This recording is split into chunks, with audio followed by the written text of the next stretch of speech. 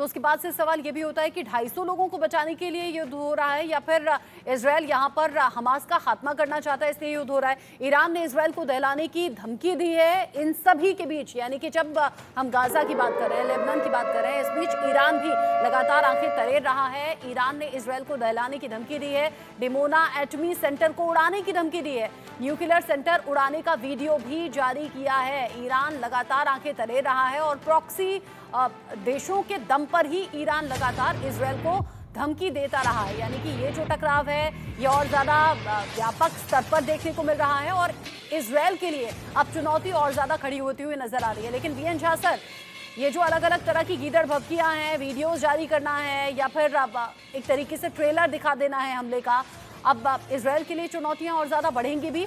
और साथ ही साथ सवाल एक और इसमें ऐड कर रही हूँ, हालांकि शॉर्ट में ही आप जवाब दीजिएगा, 250 जो बंधक थे उनके छुड़ाने के लिए इजराइल ने ये युद्ध छेड़ा या फिर वजह कुछ और थी, अस्तित्व की जंग थी?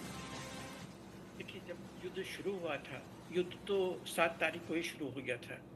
वो इसलिए शुरू हुआ था कि हमास फिर भविष्य में कोई ऐसा अटैक ना करे, उसकी कैपेबिलिटी ही खत्म कर दी जाए और जो उसने कृत्य की थी इस्राएली धरती पे, उसकी सजा मिले उसको।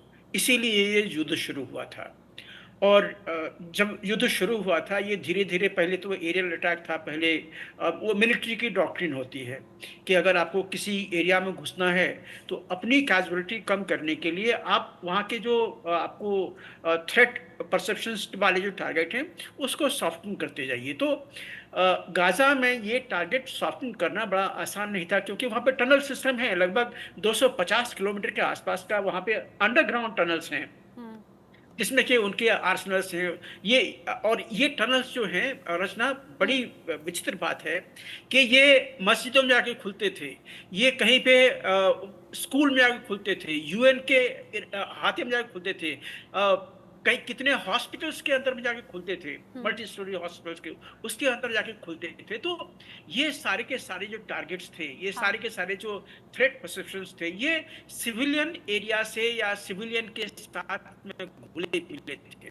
दूसरी जितनी वीएन झा सर, आपकी ऑडियो में प्रॉब्लम है। V N Jha sir, audio proper नहीं आ रहा है। वीएन झा सर, ऑडियो आपका ठीक नहीं आ रहा है। मेजर शाह, ये जो सपोर्ट करने वाले देश हैं, अगर वो भी इस युद्ध में सीधा उतर आते हैं तो क्या ये तीसरे विश्व युद्ध की आहट है या फिर दूसरी तरफ युद्ध रुकता हुआ कहीं देख रहे हैं आप?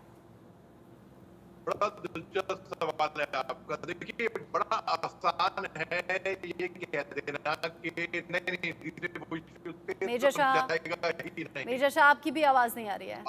मेजर शाह, माफी के साथ आपको रोक रही हूँ। वीएन झा सर और मेजर शाह, आप दोनों की आवाज नहीं आई है। संजीव जी, अगर आप छोटा सा कमेंट करना चाहें, क्या ये युद्ध समाप्त होगा या तीसरे विश्व युद्ध की तरफ है ये इशारा? देखिए, तीसरा विश्व युद्ध, अच्छा, शायद टेक्निकल दिक्कत है। मैं माफी के साथ आपको भी रोकूंगी, शायद ये टेक्निकल दिक्कत है जिसकी वजह से आप सभी की आवाज नहीं आ रही है। आप सभी ने अपना प्रीशियस कीमती टाइम इंडिया न्यूज को दिया, आप सभी का बहुत बहुत शुक्रिया इस डिस्कशन में साथ में रहने के लिए। 1 साल पूरा हो चुका है, लेकिन जो जानकार हैं वो ये कह रहे हैं युद्ध भी लंबा खिंचेगा और दूर तक जाएगा, यानी कि तबाही बड़ी होगी। और इसीलिए बार बार सवाल होता है कि क्या ये तीसरे विश्व युद्ध की आहट है। एक छोटा सा ब्रेक, लौट रहे हैं।